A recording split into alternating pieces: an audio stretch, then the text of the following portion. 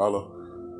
This your boy, Brother Samuel, back at you with another quick edifying video, right? And today's lesson is going to be called Try the Spirit, right? So first and foremost, I want to give all praises, honor, and glory.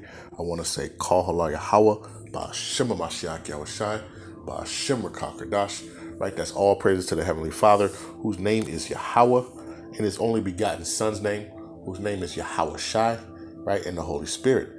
Double honors to the apostles and elders, right, of Great Millstone, who have from Tahar on down, who have ruled well through the Spirit, right, and fed and edified the sheep, right, with this truth, right. So like I said, today's lesson is going to be called Try the Spirit, right. And I know me and some of the Akim, we were talking, about how, when we go out in camp, we don't sit there and try to bash people no more, because we don't know, who the people are, right?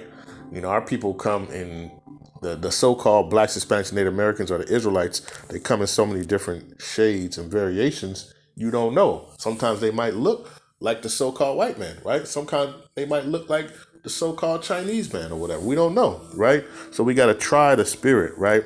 And, through the spirit, I came across this article, right? And it's from insider.com. Right, I'm just going to read the title, and it says, a woman raised as white wanted to trace her ancestry. She discovered her father was black, and she was probably conceived at a swingers party, right? So this is the picture, right, of this lady, right? And her name is Christine Jacobson. She said she started researching her ancestry in the 60s. Right, and was surprised to conclude that her birth father was black, right? And this is why we can't, judge a book by its cover, man, because we don't know, right? Because she looks like a so-called white woman, right? But guess what? Come to find out, she's an Israelite, right? And let's just get this. So let's get this, and then we're going to go over a couple of scriptures real quick, too. But it says in 2016, Christine Jacobson decided to take an at-home DNA test. Both of her parents had immigrated to the U.S. from Denmark, she said, and she was curious about her heritage. She said, I expected the results to show that nearly all of me was Danish, Jacobson, who was 64 at the time of her Ancestry.com test, told Insider. But to her shock, her pie chart estimated that a quarter of her DNA came from the west coast of Africa, right? And we know that we came from the west coast of Africa, man. The northern, or the southern kingdom, right? We were taken off the west coast of Africa and brought over here to America, right? Where our northern kingdom brothers, or the so-called Hispanics and Native Americans, were already over here, right? They came, much earlier than we did, and we came right after them, right? But it says the ancestry matches she revealed were far too distant to help find any close relatives. So 2 years later, she did a similar testing using 23andMe, which matched her with a black woman the company identified as a likely first cousin. The woman compared their shared DNA and set up a family tree, quickly concluding that her biological father was brothers with the woman's father, right? It says Jacobson said the people she told about the discovery found it difficult to believe. My skin is light, she said, but the results surfaced a long-buried family conflict about her paternity, right? Let's see. So it says Jacobson's boyfriend raised the issue of her paternity. It says now 70, Jacobson grew up in New York City household where there was always a level of dysfunction, she said. It was the 50s and 60s, and my parents were liberal progressives, she said. They would often put her to bed without a babysitter and then head out to listen to jazz in Harlem. Sometimes they tell her they were having friends sleep over, sending her to the home of a neighbor or cousin, she said. In her mid-teens, Jacobson realized that the sleepovers were swingers parties, event at which married or partnered people have casual sex with others and their spouse in attendance, I knew it was never discussed, she said. It says traditionally, a swinging couple is supposed to be in the swinging event together, and it's supposed to cement or unify their relationship. Jacobson explained that makes the lifestyle different from the open relationships of polyamory, in which one member of the couple builds a relationship outside their primary partnership. I'll read a little more and let me get to it, right? So basically, her mom, right, and her mom's husband at the time, they were swingers, man, right? We know which that's off, right? It says, but Jacobson said that when she was a teen, her mother broke the rules of swinging by having a relationship with another participant. Her mom's lover and confidant would hang out at their home, Jackson said, calling it a stressor for my father and me.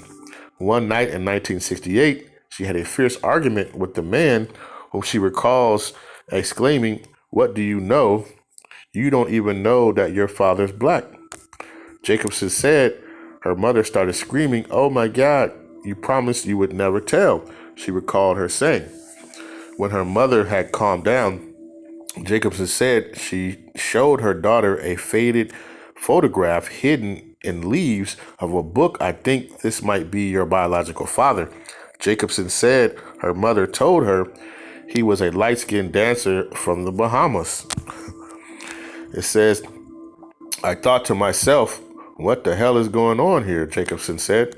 A few hours later, she told her father. He replied, "Well, that's ridiculous." She recalled, "You look too much like your mother for that to be true." And then there's a picture of her when she was younger, right? You can kind of see a little darker hue on her, you know? Let's go back. It says Jacobson said she wasn't surprised that the conversation ended there. Our family had a long tradition of burying secrets. She said they'd be conveniently forgotten about. It was easier for my mom and my dad and me to sweep uncomfortable things under the rug, she added, right? It says Jacobson's parents died years before her 23andMe test. After she matched with a black woman, the pair used their DNA information and family trees to determine that her biological father was probably the woman's uncle, Paul Muir Jr., since he died decades ago. There was no way to prove he was the one, Jacob said, but biological evidence supported their conclusion. Muir's family member told Jacobson he was a talented dancer whose family came from the Bahamas. As her mother had said, he had served as a Marine in an all-black unit in World War II and had been living in New York City at the time Jacobson was conceived. He died at the age of 61. It says, my cousin sent me some links to old stories about his career and as a performer, Jacobson said. He looks so similar to me. Her first cousin introduced her to some other relatives who heard through the family grapevine that Muir had numerous relationships and that Muir's former wife, whom Jacobson later tracked down, confirmed that Muir had a reputation for swinging in the early 50s. Right, and this is a picture of the man who is identified. It says the man Jacobson identified as her biological father, Paul Muir Jr., served as a Marine in the all-black unit of World War II. So that's a picture of him, right? And let's go back to the picture of the baby, man. That kind of look, them eyes, man. Kind of looks like he could be the pappy, man, right? And guess what? He is a so-called Israelite, man, right? Probably from the tribe of Benjamin, right? So, but that's why it's important, that we try the spirit, right? Because when we look at pictures, right? Let's get a couple examples real quick. I just want to, and then we'll go into some scriptures and close it out, right? But you got like Naomi Osaka, right? You looking at her, man, and she's an Israelite. I believe her dad is also a Benjamite, right? If I'm not mistaken, right? Let's go. I think I pulled up another one, right? Look at this is Drake's son, right? When you look at Drake's son, you look at him. He could pass for a so-called white man, right? But we know that his father, right, and Drake's father, right, are so-called blacks, right, right. So this is why it's very important, for us when we're out, on the highways and hedges, that we can't just assume who people are, right? And it's best to always try the spirit. And how do you try the spirit? With these scriptures, man, right? So let's get this real quick, and we're gonna close it up, right? This is the book of 1 John 4, and we'll go with verse 1. It says, "Beloved, believe not every spirit, but try the spirit, whether they are from the Most High, because many false prophets are gone out into the world." Right? So, and that's just kind of trying, just the spirit of a person and seeing what's going on. But also, we got to try that spirit to see who these people are, right? Do they fit the curses, right? Because you might talk to some people and then you start, who might look like a so-called white man, and then you start talking to him, and a lot of the curses he fits, and then you start going to other scriptures, and it all starts to you can't really tell, right? And then he don't know who his father is. Like it's different things, we're out in the highways and hedges, right? So it's very important to when we're out here, and when you're talking to people, you can't just assume that everybody just because of their appearance, right? Because when we look at so-called black folks, man, there's some so-called black folks that look like us that are not us, right? You look at Tia and Tamara, right? Their mother is a so-called black woman, but their father is a so-called white man, right? You look at Tracy Ellis, right? So there's all these different examples of, where you have people who might look like Israelites who are not, and then you got people who don't, who might actually be Israelites, right? So that's why it's very important, that we try the spirit, right? Let's get this, right? Let's go to the book of Romans real quick, right? Book of Romans, chapter 8, and verse number 16. It says, "The Spirit itself beareth witness with our spirit that we are the children of the Most High." So even as we came into the truth, right, our spirit beareth witness with the spirit, right, or the Ruach HaKodesh, bear witness with our spirit that we are the children of the Most High, right? So it was like when we kind of learn and we start thinking about what's going on in our lives, we start looking at the curses like, man, my parents, they not, they separated. Yeah, the father left the home. All these different things, you start to realize the spirit, kind of leads you in that direction that, hey, that I'm an Israelite, So, you got to try the spirit, and the spirit is going to bear witness, right? It's going to let you know, right? Especially if you hearken to this word and you hearken to Yahweh Ba'Shem Yahushai, right? Let's get this. Because we know that, first off, the children of Israel are like the sand of the sea, right? Let's get that real quick. So you never know. And with the children of Israel being as the sand of the sea, that means it's a lot of us, right? It's more than what meets the eye, man. You got to actually kind of look, because there's a lot of us out there, and we might all look the same, right?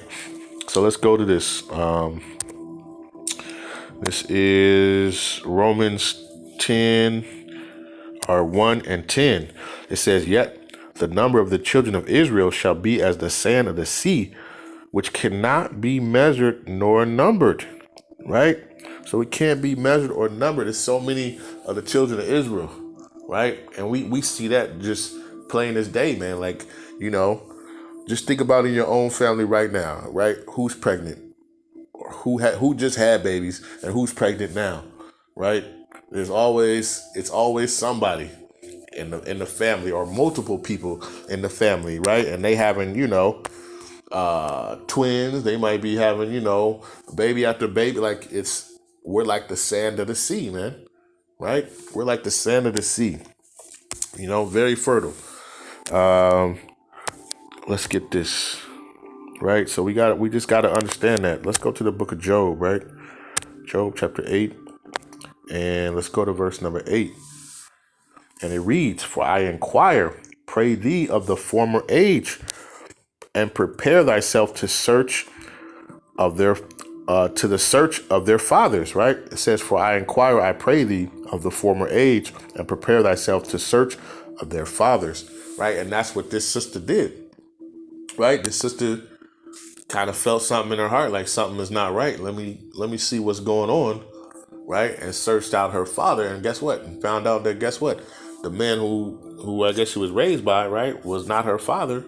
Right? And then her father was actually an Israelite. Right? I was reading another article, and I wish I would have saved it, but it was a woman who looked similar to her, and she said she was singing, and she said the soul of her singing was like scared her. She's like, I was singing, and the soul that was coming out of my voice, I didn't know where I got it. Right? Come to find out, her dad, it was the same kind of scenario where, she was raised by, a so-called white man, right? But she said when she traced her DNA, come to find out, her father was actually a so-called black man, right? And she was trying to figure out where she got all that soul from, right? Because we know that we are like we are the salt of the earth, right? According to Matthew 5 and I believe 13, right? So it says, so you got to search out your father, right? Search out your father. Let's get this. Let's get another one. This is the book of Deuteronomy, chapter 32, verse number 7. And it reads, "Remember the days of old and consider the years of many generations. Ask thy father, and he will show thee thy elders, and they will tell thee." Right? So that's our mission. We have to start searching out our forefathers, right? We have to search out what's been going on. A lot of times we don't know who our father is, right? A lot of us have not, have not met our fathers, right? And we don't know, especially, if you look like, the lady that's on here, the sister that's on here, it's hard to tell, right? She had to go in, right? And, I believe that's why the Most High made these things, right? To bring these secrets out, right? Of what's going on, right? To kind of show who is who in these last days, man, right? And that's what we got to do is we got to search out our fathers, right? And why we have to search out our fathers, let's get this real quick. Let's go to the book of Numbers, right? Chapter 1 and verse number 18. It's a lot here. Let me see if I can lighten this up. So it says, "And they assembled all the congregation together on the first day of the second month, and they declared their pedigrees after their families by the house of their fathers, according to the number of the names from 20 years old and upward by their polls." Right? So how they were numbered by their father, by the pedigree of their father. So their father's lineage, right? And that's how you become an Israelite, right? Because you are who your father is, right? You come from that seed of Abraham, Isaac, and Jacob, right? Jacob changing his name name was changed to Israel, right? And became the father of the Israelites, right? And his seed, right? So you come from that seed. If you're a so-called Black, Hispanic, and Native American, then you're an Israelite, right? So, and you trace that through your father's lineage, right? And then that's what happened with this young sister right here, right? Let's get it, but this is what's going on, because we got to understand we're scattered among all the nations, right? We're scattered among everybody, right? So guess what? I mean, just think about it. When salvation, happens, hey, it's going to be some people, not only is this going to be spectacular to see, a so-called black man, right, who you thought was a gangbanger on the street or this, that, and that, and then he get beamed up, right? But then you might see somebody who looked just like that sister, in that article, and she get beamed up, right? Because our people have been scattered and mixed among these nations, right? But through the Father's lineage, you can tell, right? And that's why we stop trying to judge people, without trying the spirit first and seeing, if they really are, right? Let's get this. Let's go to the book of Ezekiel, right? Ezekiel 36, and I'm going to go to verse 19. And it reads, "And I scattered them among the heathen, and they were dispersed through the countries. According to their way and according to their doings, I judged them," right? So because, we fell short of the law and we stopped following the law, right? One of the curses was we were going to be scattered throughout all the nations, right? Let's get that real quick, just so we can. Let's go to Deuteronomy 28. Let's see if I can find it real quick. Let me see. Slovakia.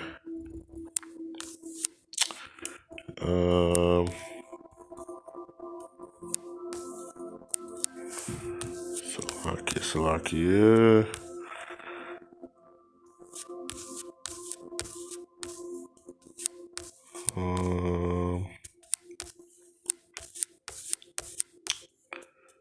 Slovakia. I'm looking too hard.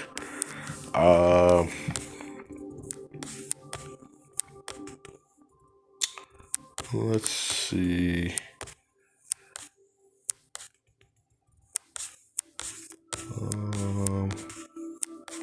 Shall come to pass.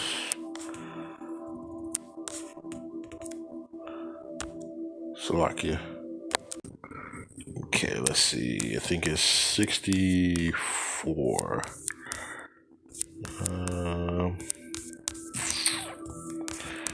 Slovakia. All right, here we go. This is the book of Deuteronomy, chapter 28, verse 64. It says, "And the Lord shall scatter thee among all people, from one end of the earth even unto the other. And there thou shalt serve other gods, which neither thou nor their father have known, even wood and stone." Right? So we are scattered amongst all nations, right? And of course, once we mixed between these nations, right, what was happening, right? We were mingling with these other nations, right? So now a lot of times we look like these other nations, right? And we don't know, right? But let's see.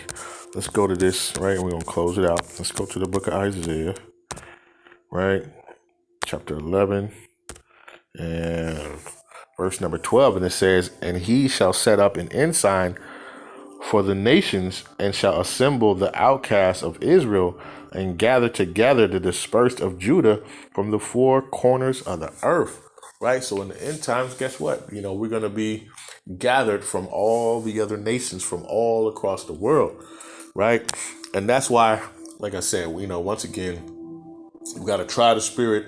Right? And that's why, brothers don't be, we not doing, like we used to do, where we tell the heathen, we kiss our feet, because we don't know, because those could be Israelites, like my brother Key had brought out, one time we was discussing it, like, hey, we don't know. These could actually be Israelites that we have in this, that we making bow down in front of us and kiss our feet, man.